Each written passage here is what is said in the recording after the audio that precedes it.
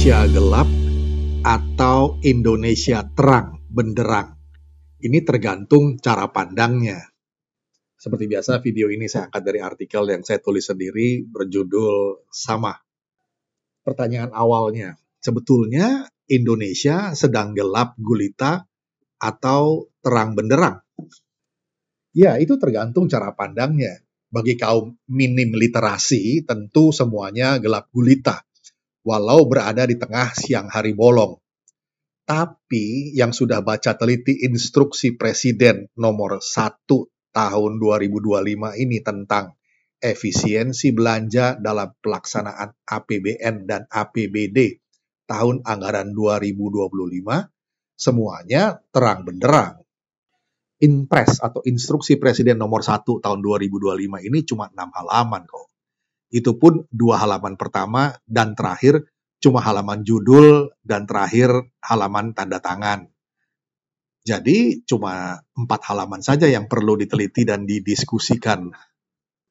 Bagi para mahasiswa dan kaum melek huruf, mestinya tidak terlalu berat untuk membacanya dengan teliti.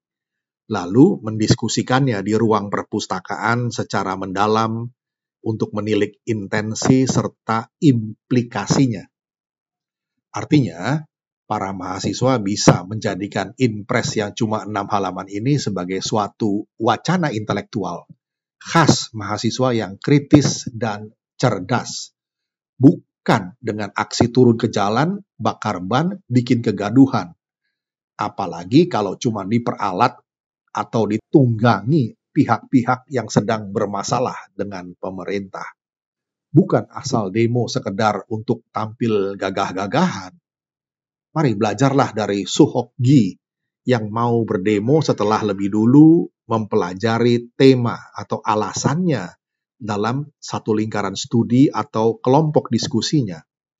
Pembicaraan itu dijadikan diskursus intelektual di kalangan kampus untuk kemudian ia tulis, artinya jadi pikiran yang terstruktur dalam berbagai artikel kritis yang kemudian ia publikasikan. Baru setelah itu, kalau memang perlu turun ke jalan, berdemo, menggelar parlemen jalanan. Bukan lantaran ada sponsor atau korlap yang bagi-bagi uang jajan 40.000 per orang, lalu teriak-teriak di jalan, bakar ban, bikin macet, dan bikin susah rakyat yang lagi giat mencari sesuap nasi di tengah siang hari bolong. Kalau begitu kejadiannya, cobalah tilik siapa yang jadi biang keladi kegaduhan sosial ini.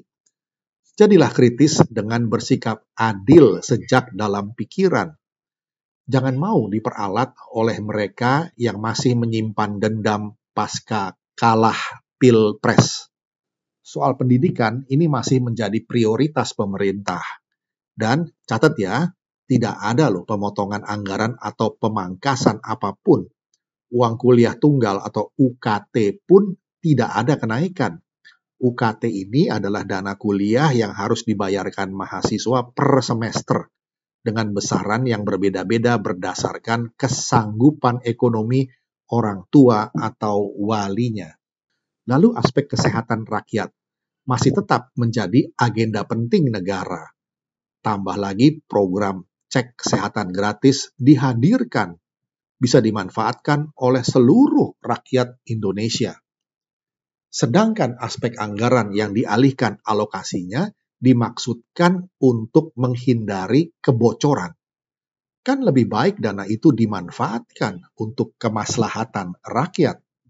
Efisiensi dari alat tulis atau ATK bisa mencapai 40 triliun rupiah. Ini kan lebih baik dimanfaatkan untuk membeli gabah petani misalnya. Dengan demikian bisa menyelamatkan jutaan petani di seluruh Indonesia. Bocornya anggaran negara kerap berbentuk bocor alus. Ambil contoh pemberantasan kemiskinan, maka pejabat pemerintah pun mendesain program studi banding ke Australia dan negara-negara maju lainnya.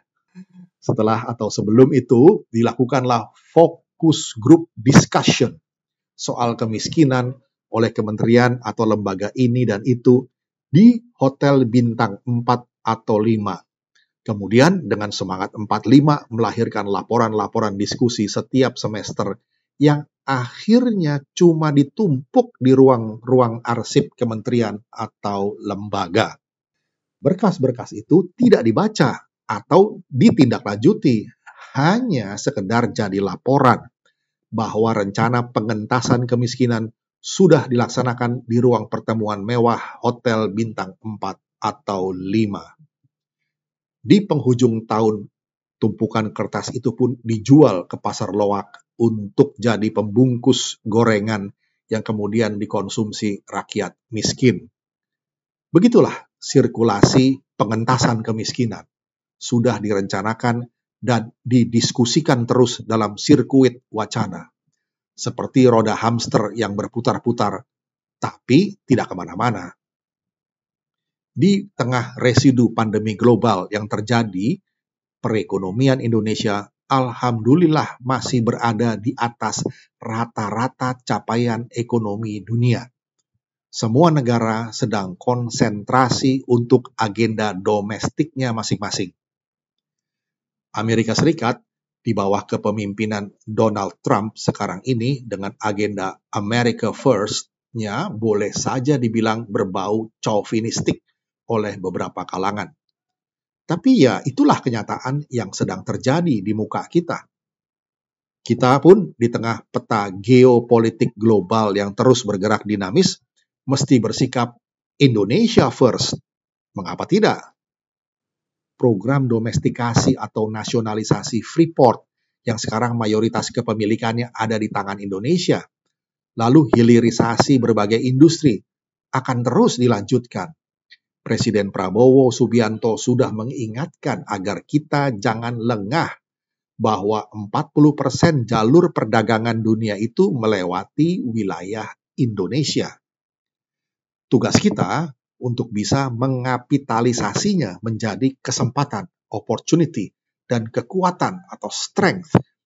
Posisi geostrategis yang menghubungkan dua samudra dan dua benua adalah suatu faktisitas dan sekaligus berkat. Tergantung bagaimana kita bersikap. Dengan kenyataan Indonesia yang bakal menuai bonus demografi di tahun 2030 sampai 2045 nanti, pemerintah mau tidak mau mesti menetapkan skala prioritas dengan Pareto Principle dalam menentukan kebijakan yang bisa melepaskan bangsa dari perangkap negara berpenghasilan menengah atau middle income trap ya. It's now or never. Peluang emas ini tidak bakal terulang dalam 100 tahun lagi.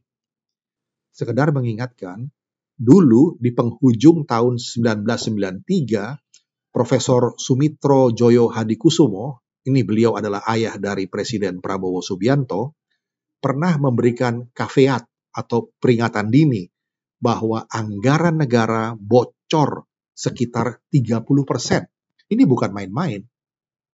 Beliau pun kasih rasionalisasinya. Angka sebesar itu diperoleh dari I-Core Indonesia yang waktu itu sebesar 5. Sementara I-Core rata-rata negara ASEAN sekitar 3,5. I-Core adalah Incremental Capital Output Ratio atau rasio yang menunjukkan perbandingan antara tambahan investasi dengan tambahan output. I-Core merupakan indikator ekonomi makro yang menggambarkan efisiensi perekonomian suatu daerah. Waktu itu, tahun 1993, selisih I-Core Indonesia dan rata-rata negara ASEAN adalah 1,5 atau 1,5. Kalau dibagi 5, kemudian dikalikan 100%, hasilnya ya 30%. Waktu itu jadi heboh. Tadinya Profesor Sumitro Joyo Hadikusumo bilang anggaran negara bocor. Kemudian direvisi, jadi bukan bocor, tapi inefisien, alias tidak ekonomis atau salah kelola sebesar 30%. Ya, bahasanya disopanisir. Daripada dibilang anggaran negara dikorupsi atau bocor sebanyak 30%, Kan lebih sopan kalau dibilang inefisien sebanyak itu. Anggaran kita sekarang, itu tahun 2025 ini, sekitar 3.600 triliun rupiah. Program efisiensi Prabowo Subianto tahap pertama kemarin itu berhasil menyisir sekitar 306 triliun rupiah atau sekitar 8,5% efisiensi. Kabarnya program efisiensi ini bakal ada tahap kedua sampai mencapai 750 triliun rupiah. Kalau dibandingkan dengan APBN yang 3.600 triliun itu, maka nilai efisiensi 750 triliun itu adalah sekitar 20,8%-nya. Apakah ada tahap ketiganya? Sehingga efisiensi anggaran mencapai 30%, seperti KVEAT atau peringatan dini dari Profesor Sumitro Joyo Hadikusumo dulu. Artinya, penggunaan anggaran negara bisa dikatakan tepat sasaran. Jadi, program efisiensi Presiden Prabowo Subianto lewat Inpres nomor 1 tahun 2025 ini terang benderang arahnya. Tapi, bikin gelap gulita bagi para koruptor atau mafia anggaran.